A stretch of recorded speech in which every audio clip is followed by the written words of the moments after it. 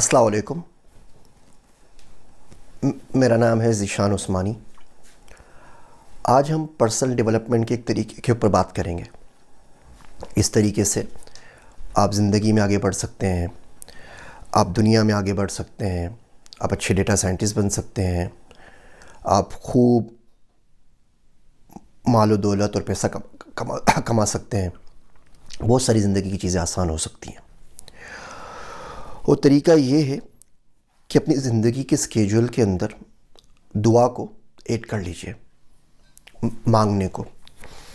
میرے پاس بہت سارے بچے آتے ہیں کیریئر کاؤنسلنگ کے لیے اور مجھے بتاتے ہیں میں یہ مسائل ہیں، یہ مسائل ہیں، یہ مسائل ہیں. تو عموماً میں ان سے پہلی بات یہ عرض کرتا ہوں کہ دعا کیا کریں. میں بھی آپ کے لیے دعا کروں گا، آپ بھی دعا کریں. تو بہت شدید قسم کے ناراض ہو جاتے ہیں. بولتے ہیں ہم نے آپ کو 2500 روپے دے کے اپائنٹمنٹ لی ہے آپ سے 15 منٹ بات کرنے کے لیے، اور اگر آپ نے ہمیں دعا مانگنے کا ہی مشورہ دینا تھا تو ہم خود ہی مانگ لیتے. ہم تو آپ کے پاس لے آئے تھے کہ آپ ڈیٹا سائنٹسٹ ہیں. آپ بات شروع کرتے ہیں دعا سے، آپ مولوی صاحب نکلے، تو اپنے پاس ہی رکھیے اپنی دعا، اور پھر بڑا برا بلا کے چلے جاتے ہیں. آگے بات سنتے بھی نہیں ہے کہ مزید گائیڈ کر سکوں. دعا کی امپورٹنس ہمارے معاشرے میں روز بروز کم سے کم تر ہوتی چلی جا رہی ہے، اور یہ کوئی اچھی بات نہیں ہے.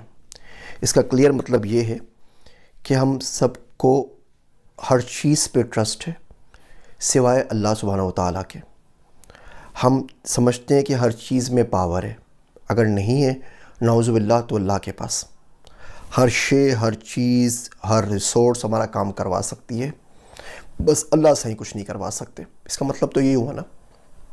بچپن میں حفیظ جالندھری صاحب کا ایک شعر پڑھا تھا اور اس کی زندگی میں چھاپ آج تک موجود ہے. وہ شعر تھا کہ کوئی چارہ نہیں دعا کے سوا، کوئی چارہ نہیں دعا کے سوا، کوئی سنتا نہیں خدا کے سوا. دیکھیے، تقدیر کا، لک کا، سکسیس کا، کامیابی کا آپ کی جو کمر ہے نا پیچھے والی، اس سے بڑا گہرا تعلق ہے. ہم لوگ مزدوری کرتے ہیں اور دن میں 50 بوریاں اٹھا لیں گے اور کمر میں درد نہیں ہوتا، لیکن نماز میں جب کمر دوہری ہوتی ہے تو وہ ہمارے لیے تکلیف دہ ہوتی ہے اور وہ ہمیں بہت بھاری پڑتی ہے. پورا دن محنت مزدوری کر کے 1500 روپے کمانے والے کو 100 بوریاں اٹھانا بھاری نہیں پڑتا، اور مفت کے اندر 2 رکعت نماز رات کو تہجد میں پڑھنا بھاری پڑ جاتا ہے، کیونکہ ہم وہ امپورٹنس نہیں دیتے. ہماری زندگی میں نماز کی امپورٹنس 1500 روپے کی بھی نہیں ہے. آپ کی تقدیر پہ ہو سکتا ہے کوئی پتھر پڑا ہوا ہو، کسی بھی وجہ سے، بہت ساری وجوہات ہو سکتی ہیں. تقدیر کا شر ہو، زمانے کا جبر ہو، کسی کی آہ لگ گئی ہو، کسی کی بد دعا لگ گئی ہو، کوئی عمل ایسا کر دیا ہو جس نے آپ کو خود آگے بڑھنے سے روک دیا ہو. جیسے نہیں کوئی بڑے سارے پتھر کسی چیز میں باندھ کے اس کو دریا میں یا سمندر میں پھینک دیں تو تہہ میں چلا جاتا ہے. اس شے میں یہ صلاحیت ہوتی ہے کہ تیرے کے اوپر آ سکے. وہ اتنا ہلکا ہوتا ہے کہ پانی اس کے اوپر اٹھا دے، مگر وہ اٹھ نہیں پاتا بیکاز وہ بڑا سارا تقدیر کا پتھر بندھا ہوا ہوتا ہے. کچھ لوگ دنیا میں ایسے ہوتے ہیں جن کے لیے وہ پتھر جوتے کی نوک کے اوپر ہوتا ہے، اس کو ہلکا سا ٹچ کریں گے اور وہ اڑ کے دور جا گرے گا. ایسے لوگ جو ہوتے ہیں وہ صاحب الدعا ہوتے ہیں. ہم بہت سے لوگوں سے رائے مانگتے ہیں، مشورہ مانگتے ہیں. میں سمجھتا ہوں وہ شخص مشورہ دینے کے قابل ہی نہیں ہے. وہ شخص صاحب الرائے ہو ہی نہیں سکتا جو صاحب دعا نہ ہو. تو دعا بڑی ضروری چیز ہے. ہمیں کوئی شخص 1000-2000 روپے دے دے تو ہم اس کے احسان مند رہتے ہیں. ہمیں کوئی شخص ایک بریانی کھلا دے تو ہم اس کے لیے جھوٹی گواہی تک دینے پہ راضی ہو جاتے ہیں. کوئی شخص دعا دے کے وہ تقدیر کا پتھر ہٹا دے، یا وہ مشکل ہٹا دے، یا آپ کی زندگی آسان کر دے. ہو سکتا ہے اس کا جواب آپ کو آج نہیں ملے، 3-4-5 سال میں مل جائے، آخرت میں مل جائے. ہم اس کے شکر گزار نہیں ہوتے. تو اس دعا کو اپنی زندگی میں ضرور لے کر آئیں. ہر حد سے ماورا تھی سخاوت میں اس کی ذات، ہم آخری سوال سے آگے نہ جا سکے. دیکھیے، آپ کے جو بھی مسائل ہیں نا، وہ آپ کے اور ہمارے لیے ہیں. اللہ سبحانہ و تعالیٰ کے لیے نہیں ہے۔ اللہ کہتے ہیں مجھ سے مانگو تو میں دوں گا، اور میں ایسا دینے والا ہوں کہ کوئی مجھ سے مانگے تو میں خوش ہوتا ہوں، اور یہ چیز میرے اختیار میں بھی ہے۔ یعنی اللہ آپ سے خود کہہ رہے ہیں کہ میرے پاس آؤ، اٹھو اور مجھ سے مانگو، اور جو کچھ بھی تم مانگ رہے ہو یہ میرے اختیار میں، میرے اختیار سے باہر نہیں ہے، اور یہ میرے پاس پڑا ہوا ہے۔ اگر میں تمہیں دے دوں تو اتنی بھی کمی نہیں ہوگی، جتنا سمندر میں سے چڑیا پانی پی لے تو اس کی چونچ میں جو پانی آتا ہے اتنی کمی ہو جاتی ہے، پھر وہ نہ دے۔ یہ بات تو بڑی خلاف سنت ہے نا، ایسا ہو نہیں سکتا۔ تو مانگے اللہ سے۔ شاعر کہتا ہے کہ تقدیر جسے کہتے ہیں وہ اس کی رضا ہے، وہ چھوٹے بڑے سارے خداؤں کا خدا ہے۔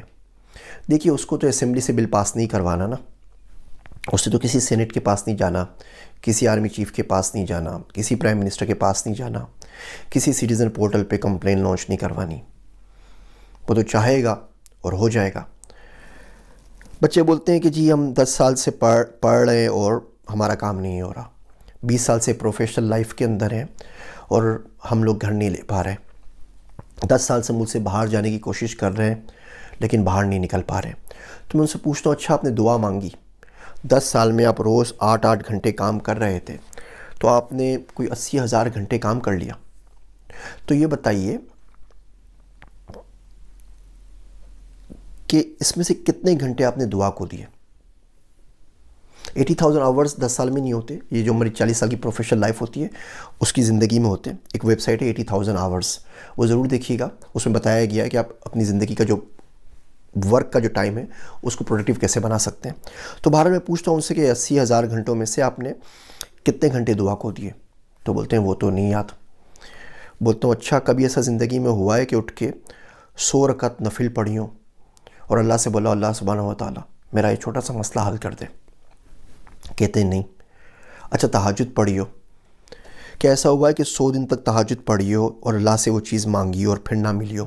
بولتے ہیں سر جی 100 دن ایک دن نہیں پڑھی ہم نے، 2 دن نہیں پڑھی۔ آپ جب تک اپنے آپ کے ساتھ مخلص نہیں ہوں گے، کوئی آپ کے ساتھ مخلص کیوں ہوگا؟ بچہ جب تک روئے نہیں نا تو ماں بھی اس کو دودھ نہیں دیتی، مانگنا پڑتا ہے، اور مانگنے میں آپ کی عاجزی ہے، آپ کی بندگی ہے۔ دیکھیے دینے والے کو فرق نہیں پڑتا، کوئی مانگے تو کیا، نہیں مانگے تو کیا، یہ تو ہم جا کے اپنی عاجزی، اپنی کم علمی، اپنی کم مائگی کا ثبوت دیتے ہیں کہ اللہ تیرے پاس ہے تو دے دے۔ تو پڑھ لیجئے 100 رکعت، 3 گھنٹے لگتے ہیں۔ دیکھیے ہم سنتوں کی بات کرتے ہیں، سنتوں میں امت کی فکر بھی تو تھی، امت کا غم بھی تو تھا۔ اللہ کے نبی صلی اللہ علیہ وسلم کے اوپر تہجد کی نماز فرض تھی، امت پہ تو سنت ہے، نہ پڑھنے پہ مارنی پڑے گی تو ڈانٹ تو ضرور پڑے گی۔ تو اس سنت کا بھی تو ادا کر لیجئے، اس سنت کی بھی ریپیٹیشن کر لیجئے، اس میں بھی حصہ ڈال دیجئے کہ اللہ آج نماز پڑھتا ہوں اس غم کی سنت ادا کرنے کے لیے جو ہمارے نبی پاک صلی اللہ علیہ وسلم کو امت کے لیے تھا، اس درد کی سنت ادا کرنے کے لیے جو تیرے نبی صلی اللہ علیہ وسلم کے دل میں ان کی امت کے لیے تھا۔ میرا دوست عبداللہ وہ کہتا ہے کہ روز کم سے کم 27 بار دعا کرنی چاہیے کہ اللہ تمام مسلمانوں کو معاف کر دے، اللہ تمام مسلمانوں کو معاف کر دے۔ وہ بندہ یہ دعا روز کرتا رہے تو ایسا ہو جاتا ہے کہ اللہ اس کے صدقے سے لوگوں کو رزق دیتا ہے۔ جس ملک میں بہت ساری الٹے سیدھے کام ہو رہے ہوں گے، جس محلے میں بہت سے لوگ بھوکے سو رہے ہوں گے، اس محلے میں کیوں کر دعائیں قبول ہوں گی؟ بہت مسئلہ ہو جاتا ہے۔ تو بہرحال اس تمام تمہید کا مقصد چھوٹی سی بات کرنا تھا کہ دعا کو ہلکا نہ لیجیے، دعا دینے والوں کی قدر کیجیے۔ کب مالک کہاں کس کی کیوں سن لے ہمیں نہیں پتہ، اللہ کا کسی سے لگا نہیں ہے، اس کی ذات بہت وسیع ہے اور بہت عظیم ہے۔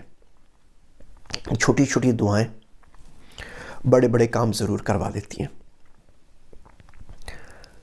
جان نماز اور دعا، اس سے بڑا ہتھیار شاید ہی مومن کے پاس کوئی ہو. بندہ وجہ کے رو لے، میسنی سی شکل بنا کے بیٹھ جائیے، جس زبان میں جائے چاہے مانگے، سندھی میں مانگے، پنجابی میں مانگے، اردو میں مانگے، بنگالی میں مانگے، جس میں چاہے مانگے، اور اب سے کہیے کہ اللہ میاں یہ مسئلہ اٹک گیا ہے، کچھ سمجھ بھی نہیں آ رہا، کوئی ہاتھ نہیں پکڑ رہا. آپ سنت سے دیکھیے، رسالت پناہ صلی اللہ علیہ وسلم کے اوپر ابھی نبوت نہیں آئی تھی، وہ غار حرا میں جاتے تھے تو دعا مانگتے تھے. ملا علی قاری کی کتاب جو میں آپ کو ریکمینڈ کرتا ہوں بار بار، حزب الاعظم والی، اس کو پڑھ لیجیے. اس میں لکھی ہوئی ہے کہ جبرائیل علیہ السلام، میکائیل علیہ السلام کہ اللہ اسرافیل علیہ السلام کا نام نہیں لیتے تھے، جبرائیل علیہ السلام، میکائیل علیہ السلام کا نام لیتے تھے. اے وہ اللہ جس نے آسمان و زمین کو بغیر کسی مثال کے پیدا کیا ہے، اے اللہ جن چیزوں پہ لوگ اختلاف کرتے ہیں مجھے صحیح راستہ دکھا. تو مانگتے رہیے روز اللہ سے کہ اللہ دھیان سے رکھنا، اللہ سنبھال کے خرچ کرنا، اللہ ضائع نہیں کرنا، اللہ کے آس پاس ہی رہنا چاہیے. پتہ نہیں کب کون سا کوئی کام لے لے، اللہ سے دور جانا ہی نہیں چاہیے. تو اس دعا کو کسی اور کے لیے نہیں تو اپنے لیے تھوڑا سا مقدس سمجھ لیں، تھوڑی سی اہمیت دے دیں. اس سے اتنا کچھ ملتا ہے جس کا آپ سوچ نہیں سکتے. رزق کا کوئی تعلق قابلیت کے ساتھ نہیں ہے، قبولیت کے ساتھ بھی نہیں ہے. بہت سے اللہ کے مقبول بندے ہوتے ہیں اور رزق کی تنگی ہو جاتی ہے. بہت سے بہت قابل لوگ ہوتے ہیں اور کما نہیں پاتے. کہ جس کے لیے جتنا مقدر میں لکھ دیا گیا ہے وہ لکھ دیا گیا ہے. دعا سے ہوتا یہ ہے کہ اس میں اضافہ ہو جاتا ہے، اس میں برکت آ جاتی ہے، اس میں آسانی ہو جاتی ہے.